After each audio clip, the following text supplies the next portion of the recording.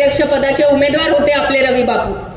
त्या टाइमाला रवी बापूंवर, शिरीष दादांवर, आपल्या उमेदवारावर ते सांगायचे हे खंडणीखोर आहे, हे गुंड आहे, अशा प्रकारे आरोप करायचे। कोण? चंदू भैया। आणि आमचे रवी बापू आणि शिरीष दादा सांगायचे हा लुटारू आहे, हा डाकू आहे, मी नाही, हा ते सांगायचे। आता मला हे समजत नाही की 2017 पासून आता एक 2-4 महिन्यापर्यंत इतका द्वेष होता दोघांमध्ये की शिरीष दादा, रवी बापू, बाबा, सगळे देवासेठ यांनी तर शासनाकडे यांच्या नगरपालिकेच्या भ्रष्टाचाराच्या तक्रारी शासन दरबारी केलेल्या आहे। आजपर्यंत ते कंप्लेंट चालू आहे बरं का, त्याची चौकशी। असं काय घडलं 2-4 महिन्या पहिले का त्यांनी डायरेक्टच त्यांच्याकडे जाऊन आता सोबत खुर्चीला खुर्ची लावून बसू लागले। मग आता ते इकडे होते तेव्हा तुम्ही त्यांना गुंड सांगायचे, तुम्ही त्यांना लुटारू सांगायचे। आता काय झालं? एकमेकांसोबत बसतात तर गेलं का सगळं? मला हे विचारायचंय त्यांना की जेव्हा आपण दुसऱ्यांवर एवढी टीका टिप्पणी करतो तर आपल्या सोबत पण कोण फिरतं हे पण तर थोडं बघा। गावित साहेब मागच्या 30 वर्षापासून नंदुरबार शहरामध्ये आमदार म्हणून आपण सगळे त्यांना निवडून देतात। सतत 7 वेळा कंटिन्यू निवडून येणारे आमदार गावित साहेब आहे आणि यंदा तर रेकॉर्ड ब्रेक मतांनी आपण सगळ्यांनी त्यांना निवडून दिलं। गावित साहेबांनी या 30 वर्षात नंदुरबार शहरातल्या कुठल्याही शाहू माणसाला कधीच गावित साहेबांमुळे त्रास झाला असेल तर मला सांगा। आजपर्यंत साहेबांनी सर्वांना सोबत घेऊन, अगदी विरोधी पक्षाचाही माणूस जर साहेबांच्या कार्यालयात आला तर त्यांना सुद्धा मदत करायची भूमिका गावित साहेबांची राहिली आहे। आणि जास्त लांब जात नाही, स्वतः चंदू भैयांच्या मुलीचं काम, ती डॉक्टर आहे, तिचं काम होतं, गावित साहेबांकडे चंदू भैया आले, गावित साहेबांनी हा विचार केला नाही ही चंदू भैयाची मुलगी, मी हिचं काम कशाला करू। दुसऱ्या मिनिटाला साहेबांनी कल्याणीचं काम हे गावित साहेबांनी करून दिलं। हे संस्कार आमच्या गावित परिवाराचे आहेत की कुठलाही व्यक्ती जर आपल्याकडे येतो तर त्याला आपण खाली हात जाऊ देत नाही, त्याचं जे काय काम असेल, मग तो विरोधक सुद्धा असला तर त्याचं आपण काम करत असतो। आणि या लोकांचं बघा, आयुर्वेदिक आयुष हॉस्पिटल सुद्धा आणलं, नंदुरबारचं रेल्वे स्टेशन तुम्ही सगळ्यांनीच पाहिले, इतकं सुंदर हेरिटेज स्टेशन या ठिकाणी आपण केलं। अमृत योजनेमधून आम्ही 11 कोटी स्टेशनला दिले, ज्याच्यामध्ये आपण आता लिफ्ट बसवणार आहोत, त्याचंही टेंडर होऊन गेले, लवकरच तेही काम होणार। अशा अनेक वेगवेगळ्या आपण योजना नंदुरबार शहराच्या लोकांसाठी केलेल्या आहेत। आपल्याला मुंबईला जाण्यासाठी रेल्वेची पण आपण सोय करून दिली। एक आपण मोदीजींकडे एक रेल्वे मागितली होती, मोदीजींनी आपल्याला 3-3 रेल्वे देऊन दिल्या आहेत। आणि या येणाऱ्या पुढच्या काळामध्ये माझा हाही प्रयत्न चालू आहे की आपण पुण्यासाठी सुद्धा एक रेल्वे सुरू करावी, त्यासाठी सुद्धा आमचा प्रयत्न सुरू आहे आणि त्यासाठी मी रेल्वे मंत्र्यांची भेटही घेतली आहे। तर हे सगळं आपण करतोय। आमच्यावर चंदू भैया आरोप करतात घराणेशाहीचा। भैया, नगरपालिकेमध्ये गावित परिवार मधला एकही सदस्य उभा नाही, परंतु आपल्या परिवारातले किती सदस्य उभे? 5 सदस्य उभे, बरोबर आहे। घराणेशाहीचे आमच्यावर आरोप करणाऱ्यांसाठी मला सांगायचंय की रघुवंशी परिवार मधले 5 सदस्य, याच्यामध्ये नगराध्यक्ष पदाच्या उमेदवार रत्ना रघुवंशी, गोलू भैया, लकी भैया, विलास भैया, अमित भैया आणि आमचे रवी भाऊ पण अर्धे त्यांचे नातेवाईकच तर आहे। तर 6 उमेदवार त्यांच्या परिवाराशी डायरेक्ट इनडायरेक्ट जुडलेले। त्याच्यानंतर सर्वच भैया आणि रवी बापू आमच्यावर घराणेशाहीचं बोलतात, तर बापू आपल्याही घरातले 2 उमेदवार आहेच ना, 16 नंबर आणि 18 नंबर, हे कोण आहे? तुमचेच उमेदवार आहे ना घरातले। त्याच्यानंतर प्रभाग 9 आणि प्रभाग 1 मध्ये पण तुमचे 2 उमेदवार, ही घराणेशाही नाही तर काय आहे? आणि बाकीचे असे बघायला गेले तर घराणेशाहीचे आरोप करणाऱ्यांनीच पहिले स्वतःकडे बघावं की त्यांनी किती उमेदवार असे दिले। आमचे तर अविनाश भाऊ साधारण परिवारातले, ते काही सोन्याच्या चमचा घेऊन जन्माला आलेले नाही, ते अगदी छोटं काम करून, साधारण काम करून आज इथपर्यंत पोहोचलेले आहेत। आमचे उमेदवार हे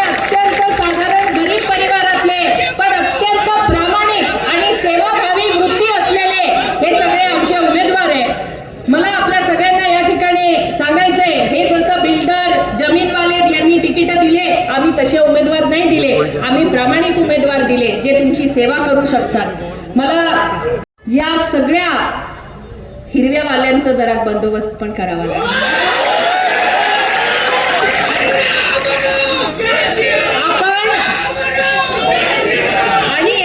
आणि यांचा बंदोबस्त हा कसा होणार त्याचं मी सांगून देते तुम्हाला मार्ग. 2 तारखेला कमळच्या समोर जाऊन जोरात बटन दाबा, आपोआप यांचा बंदोबस्त होऊन जाणार. आणि नंदुरबार मध्ये जो हिंदुत्व की बात करेगा वही शहर पे राज करेगा, ही गोष्ट आपण सगळेजण लक्षात घ्या. मला गोरगरीब जे आमचे बंधू भगिनी आहेत त्यांना पण सांगायचंय की तुमचे अनेक घरं जे अतिक्रमण मध्ये वर्षानुवर्ष आहे त्या सगळ्यांना नियमानुकूल करून प्रत्येक गोरगरिबाला घरकुल मिळवून द्यायचं काम सुद्धा आम्ही या ठिकाणी करू. आणि गरीब असेल, व्यापारी असेल, वेगवेगळ्या समाजाचा असेल, प्रत्येकासाठी आम्ही या ठिकाणी उभं राहू आणि तुमच्या प्रत्येक समस्या या अत्यंत पारदर्शीपणे आम्ही सोडवू. आमचा उमेदवार अविनाश भाऊ हा इतका साधारण परिवारातला आहे, आपल्या सगळ्यांनाच माहिती आहे. लहानपणापासून देव देश धर्म या विचारामध्ये तो वाढलेला आहे. स्वामी समर्थ महाराजांचा सेवेकरी आहे आणि मी तुम्हाला सांगते महाराजांचा डांगा आशीर्वाद आहे बरं आमच्या अविनाश भाऊच्या मागे. अनेक अडचणी तुम्हाला सांगते. हे इलेक्शन खरं म्हणजे हे इलेक्शन होऊ नये यासाठी चंदू भैयाने इतके प्रयत्न केले म्हणजे युती करून टाका, मांडवली, सगळ्या प्रकारचे प्रयत्न केले. अनेक अडचणी आल्या. आमच्या कार्यकर्त्यांना त्रास द्यायचा प्रयत्न केला, आमच्या उमेदवारांना त्रास द्यायचा प्रयत्न केला. आज आम्ही जैन समाजाचे आमचे 2 उमेदवार या ठिकाणी दिलेले. व्यापारी जैन समाज आपल्याला माहिती आहे की भानगडी कशात पडत नाही, सगळ्यांना सोबत घेऊन शांत मार्गाने राहणारा आमचा हा समाज आहे.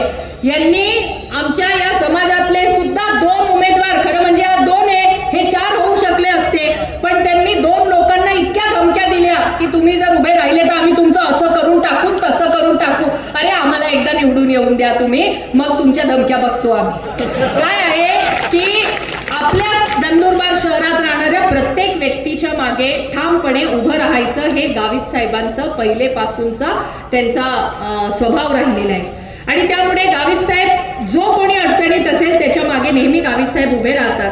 आज आपल्याला या ठिकाणी सर्व भारतीय जनता पार्टीच्या उमेदवारांना आपण निवडून द्या, जेणेकरून आपल्या मागे या येणाऱ्या पुढच्या काळामध्ये आम्ही उभं राहू आणि सबका साथ सबका विकास हे करू, अशी आपल्या सगळ्यांना या ठिकाणी विनंती करते.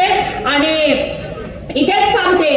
पुन्हा एकदा जोरदार घोषणा देऊ आणि माझं भाषण या ठिकाणी उपस्थित असलेले नंदुरबार शहराच्या कानाकोपऱ्यातून आलेले सर्व ज्येष्ठ वडीलधारी माता बंधू भगिनी, खेळतोय हे बघण्यासाठी जनतेने निवडून नाही दिलं, विकास करण्यासाठी नंदुरबारच्या जनतेने तुम्हाला निवडून दिलेले.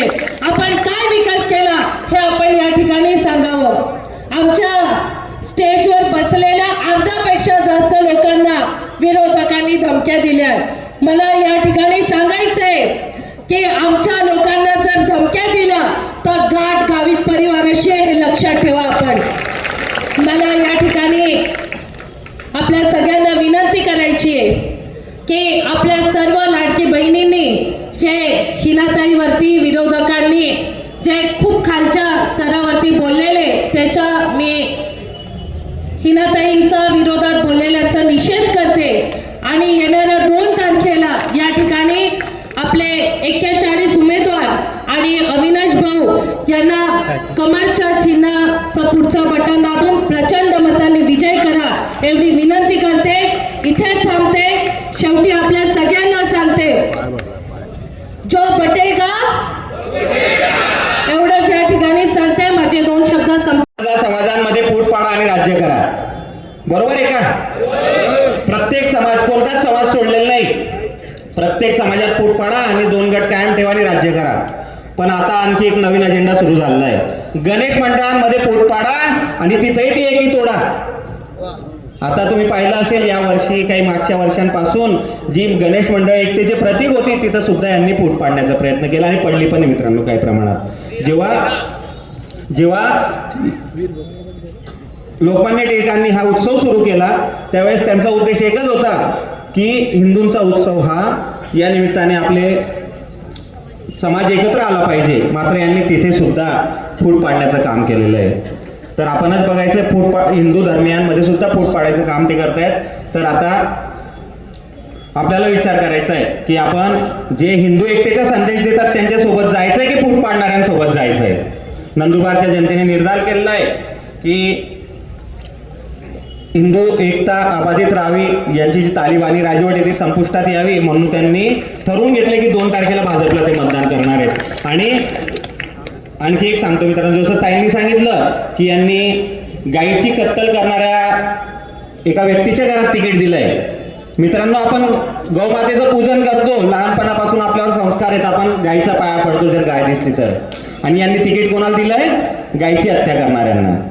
मी आपल्या सर्वांना एक इथं सांगू इच्छितो की आमची सत्ता आल्यावर आम्ही शहरात एक खूप सुंदर अशी एक गौशाळा शहरात नगरपालिका तिथंच उभारणार आहोत. तिथे जे मोकाट गायी पण असतील त्यांचंही तिथं संगोपन केलं जाईल आणि त्या निमित्ताने आपलं धर्मकार्य सुद्धा सुरू राहील. मित्रांनो, आता हे सांगतात की आम्ही एवढी शिवालय बांधली नगरपालिकेमार्फत.